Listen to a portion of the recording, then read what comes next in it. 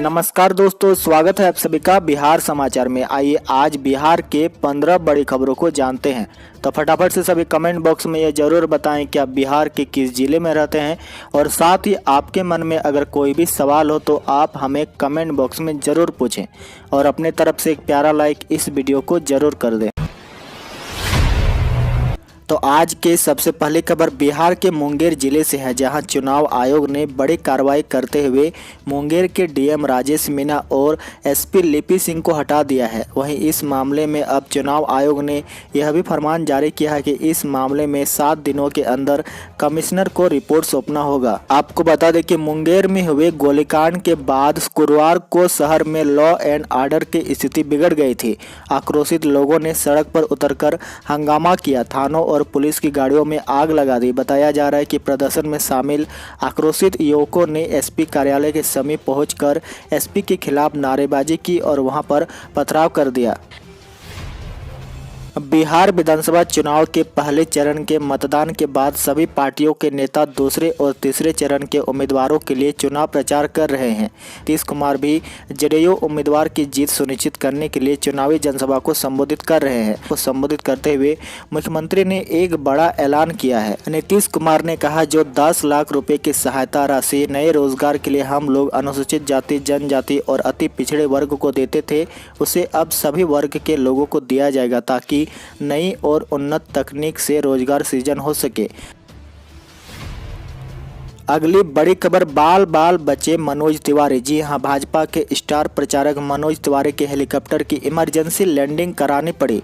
भाजपा नेता के हेलीकॉप्टर का एयर ट्रैफिक कंट्रोल रूम से संपर्क टूट गया था। पटना एयरपोर्ट से उड़ते ही मनोज तिवारी हेलीकॉप्टर में यह तकनीकी खराब आई। हेलीकॉप्टर करीब 40 मिनट तक हवा में उड़ता रहा। इससे पहले पटना एयरपोर्ट पर लैंडिंग के समय केंद्रीय मंत्री रविशंकर प्रसाद का हेलीकॉप्टर भी हादसे का शिकार होते होते बचा था। लैंडिंग के समय उनके हेलीकॉप्टर का पंखा एक दीवार से टकरा गया था। हेलीकॉप्टर में तिवारी के साथ मौजूद उनके सहयोगी नीलकंठ बख्शी ने बताया कि सुबह 10:10 पर हमारे ने मोतिहारी के लिए उड़ान भरी। हमें वहां से चुनावी सभा के लिए बेतिया जाना था। हेलीकॉप्टर के उड़ने के बाद 40 मिनट के बाद हमें लगा कि अब मोतिहारी में लैंड करने वाले हैं, लेकिन अचानक पता चला कि हम तो अभी पटना एयरपोर्ट के ऊपर ही उड़ रहे हैं। बिहार के पूर्व महाधिवक्ता राम बालक महतो का गुरुवार को हृदय गति रुकने से निधन हो गया। वह 90 वर्ष के थे। उनका इलाज पटना के मगध मेडिका हॉस्पिटल में चल रहा था। राज्यपाल फागू चौहान और मुख्यमंत्री नीतीश कुमार ने उनके निधन पर गहरी संवेदना व्यक्त की है। नीतीश कुमार ने श्रद्धांजलि अर्पित करते हुए कहा कि वे एक प्रसिद्ध कानूनविद और बहुमुखी प्रतिभा के धनी व्यक्ति थे। विधि के क्षेत्र में उन्होंने एक विशिष्ट पहचान बनाई। अपने कार्यकाल के दौरान उन्होंने अनेक महत्वपूर्ण मामलों में राज्य सरकार को कानूनी जीत दिलाई थी। निधन से विधि के क्षेत्र में अपूरणीय क्षति हुई है। आपको बता दें कि वह 6 बार राज्य के महाधिवक्ता बने हैं। बिहार विधानसभा में पहले चरण के चुनाव के बाद लोजपा अध्यक्ष चिराग पासवान ने सीएम नीतीश कुमार पर एक बार फिर से हमला बोला है। उन्होंने कहा कि नीतीश कुमार का फिर से बिहार का सीएम बनना असंभव होगा। चिराग पासवान ने बताया कि 10 तारीख के बाद बिहार में भाजपा और लोजपा की सरकार बनने जा रही है। मुख्यमंत्री नीतीश कुमार का मुख्यमंत्री बनने का सपना टूट जाएगा। वह फिर से सीएम की कुर्सी पर नहीं बैठ सकेंगे। लोजपा अध्यक्ष पहले भी सीएम नीतीश कुमार पर निशाना साधते रहे हैं। हालांकि बीजेपी पर उन्होंने कभी निशाना नहीं साधा है। पीएम मोदी की तारीफ तो चिराग अक्सर करते ही रहते हैं।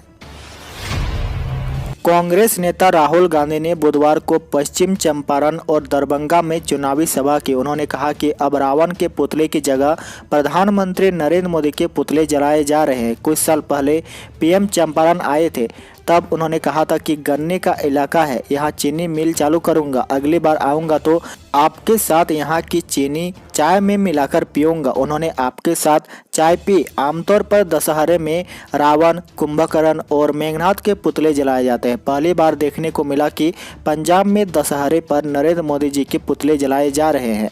राहुल ने कहा कि अब पीएम नहीं कहते कि मैं 2 करोड़ रोजगार दूंगा। जानते हैं कि झूठ बोला था। मैं गारंटी देता हूं कि आज कह दे कि मैं 2 करोड़ रोजगार दूंगा तो शायद भीड़ उनको भगा दे। तो चलिए अब बात करते हैं राज्य में कोरोना अपडेट को लेकर। तो बिहार में कोरोना संक्रमण की रफ्तार अब धीमी हो गई है, लेकिन इसके बावजूद हर रोज हजारों की संख्या में पॉजिटिव मरीज मिल रहे हैं।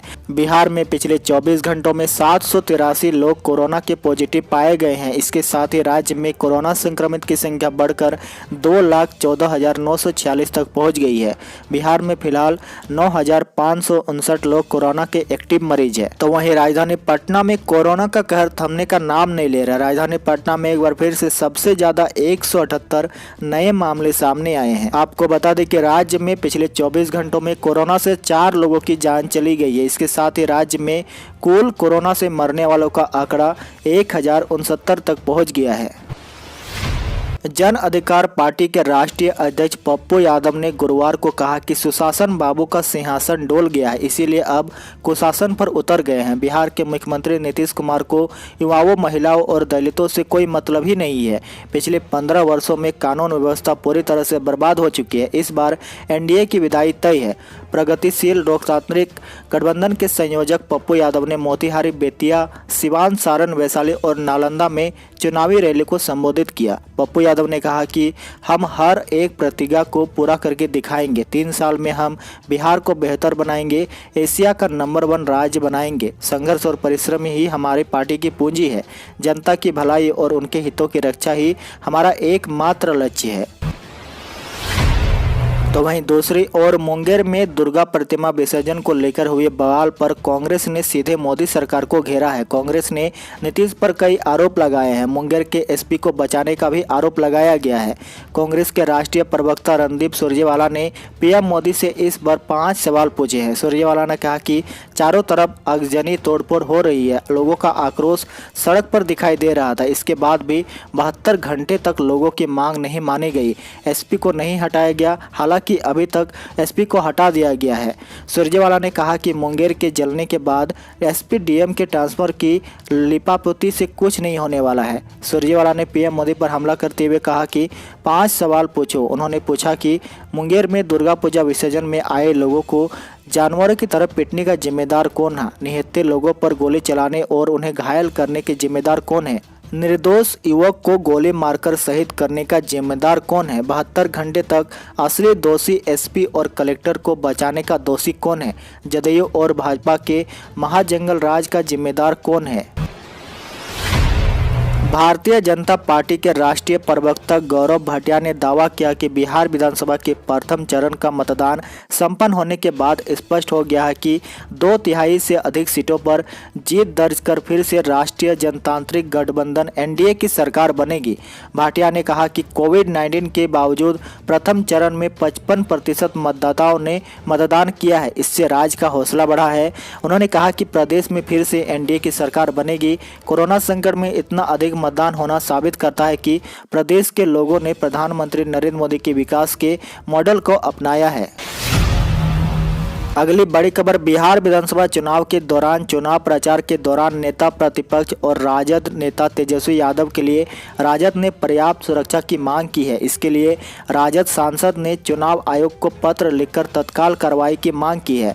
राजद के राज्यसभा सांसद मनोज झा ने मुख्य चुनाव आयुक्त भारत को संबोधित कर पत्र में लिखा है कि मैं आपके ध्यान में लाना चाहूँगा कि बिहार विधानसभा में नेता प्रतिपक्ष तेजस्वी यादव की जनसभा में मंच के पास पर्याप्त सुरक्षा व्यवस्था नहीं रहती है और उनके लिए बनाए गए हेलीपैड के पास भी पर्याप्त सुरक्षा बल नहीं होते हैं। पायलट ने भी शिकायत की है कि हेलीपैड और हेलीकॉप्टर के पास भीड़ को नियंत्रित करने के लिए सुरक्षा व्यवस्था दयनीय रहती है।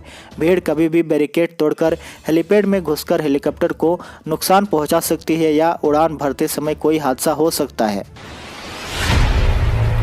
भाजपा के फायर ब्रांड नेता और उत्तर प्रदेश के मुख्यमंत्री योगी आदित्यनाथ ने गुरुवार को वैशाली में चुनावी सभा के दौरान राजद पर जमकर हमला बोला है। कहा, ये लोग आज फिर से रोजगार का झुंझुना पकड़ाकर जनता की आंखों में धूल झोंकना चाहते हैं। जैसे बिहार के युवाओं के उमंग ने कोरोना को पस्त किया है, ऐसे ही जातिवादी और वंशवादी ताकतों को बिहार के अंदर फिर से पस्त करना है। उन्होंने कहा, आज से 15 वर्ष पहले बिहार के सामने अपनी पहचान को छुपाने की एक बुरी आ गई थी। राजद की सरकार के बिहार के नौजवानों के लिए पहचान की संकट खड़ी कर दी थी। बिहार का नौजवान उस समय कहीं जाता तो अपनी पहचान को छिपाने के लिए मजबूर हो जाता था। हमें ऐसा नेतृत्व नहीं चाहिए जो हमारे पहचान की संकट खड़ा कर दे। प्रधानमंत्री नरेंद्र मोदी ने बुधवार को मोतीपुर चीनी मिल मैदान में कहा कि मुजफ्फरपुर की लीची, आम, चूड़ी, हस्तशिल्प समेत यहां के नौजवानों, महिलाओं, उद्यमियों, किसानों में अहात सामर्थ्य है। यह मुजफ्फरपुर ही नहीं, पूरे बिहार को आत्मनिर्भर बना सकते हैं। आने वाला चुनाव यह तय करेगा कि आत्मनिर्भर बिहार का लक्ष्य कितनी तेजी से पूरा होगा। कहा, दुनिया के बाजारों में इनके लिए नई संभावनाएं बढ़ी है, इसीलिए गाँव-गाँव में इंफ्रास्ट्रक्चर पर जोर दिया जा रहा है। पीएम ने तेजस्वी यादव को लालू के जंगल राज का युवराज बताया। कहा कि जिनके ट्रैक रिकॉर्ड को बिहार की जनता मुझसे ज़्यादा अच्छी तरह से जानती है, उनसे क्या अपेक्षा की जा सकती है। बिहार का युवा विश्वास से भरा है, उनकी अपेक्षा पूरी हो उसके लिए नीतीश जी के नेतृत्व में सुशासन की सरकार जरूरी है। कहा, गाँव के लोगों को घर का अधिकार देने को स्वामित्व योजना शुरू की गई है। चुनाव बाद इसका लाभ मिलेगा। गैस पाइपलाइन भी शीघ्र मुजफ्फरपुर में पहुंचेगी। मुजफ्फरपुर, सीतामढ़ी, वैशाली के सुंदरीकरण का काम हो रहा है। बेटियों की पढ़ाई, दवाई से लेकर कमाई के लिए सरकार काम कर रही है। कांग्रेस के स्टार प्रचारक और राजस्थान के पूर्व डिप्टी सीएम सचिन पायलट ने कहा कि 10 नवंबर को प्रचंड बहुमत के साथ बिहार में महागठबंधन की सरकार बनने जा रही है। राज्य की जनता ने परिवर्तन का मन बना लिया है। कांग्रेस नेता गुरुवार को महागठबंधन प्रत्याशियों के पक्ष में प्रचार करने के लिए पटना पहुंचे। उनके साथ कांग्रेस प्रवक्ता पवन खेड़ा समेत अन्य नेता मौजूद रहे। पत्रकारों से बात करते हुए सचिन पायलट ने कहा कि 10 नवंबर को प्रचंड बहुमत के साथ बिहार में महागठबंधन की सरकार बनेगी। 5 वर्षों के बाद मुख्यमंत्री की हताश और असंतोषजनक जवाब सुनकर जनता समझ गई है कि अब परिवर्तन की आवश्यकता है। इससे पहले एक प्रेस कॉन्फ्रेंस को संबोधित करते हुए उन्होंने कहा कि बिहार में आरजेडी और कांग्रेस एजेंडा तय कर रही है कि मजबूरन बीजेपी और जेडीयू को उसका जवाब देना पड़ रहा है। और अंत की सबसे बड़ी खबर, बिहार के सरकारी और प्राइवेट बीएड कॉलेजों में एडमिशन के लिए सीईटी का प्रोविजनल सीट अलॉटमेंट जारी हो गया है। आधिकारिक वेबसाइट biharcetbed.inmu.in पर जाकर स्टूडेंट अपनी प्रोविजनल सीट अलॉटमेंट चेक कर सकते हैं। आपको बता दें कि बिहार बीएड के लिए कॉमन एंट्रेंस टेस्ट 22 सितंबर को आयोजित किया गया था। उम्मीदवार को 5 नवंबर से पहले ऑनलाइन फीस देनी होगी। फाइनल सीट अलॉटमेंट रिजल्ट 6 नवंबर को जारी होगा। फाइनल लिस्ट जारी होने के बाद उम्मीदवारों को दस्तावेज की जांच के लिए आना होगा। 9 से 12 नवंबर और 23 से 25 नवंबर के बीच दस्तावेज की फिजिकल वेरिफिकेशन होगी। तो इसी के साथ ही आज के समाचार में इतना ही। डेली बिहार की बड़ी खबरों को जानने के लिए आप बिहारी मीडिया को जरूर सब्सक्राइब